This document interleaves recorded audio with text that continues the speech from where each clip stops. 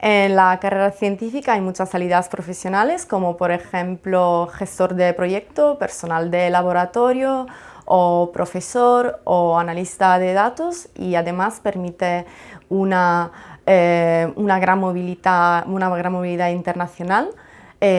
Yo, por ejemplo, tuve la oportunidad de trabajar y estudiar en muchos países, desde Estados Unidos, Alemania y finalmente a Barcelona, donde estoy actualmente trabajando como bioinformática.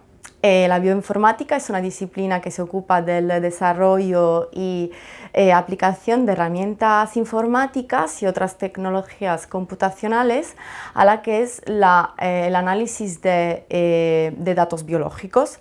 De hecho, en las células hay millones de informaciones a nivel molecular y genético que podemos aprovechar, y sin la aplicación de estas herramientas sería imposible poder integrar semejante información y luego utilizarla para finalidades diagnósticas y de prevención.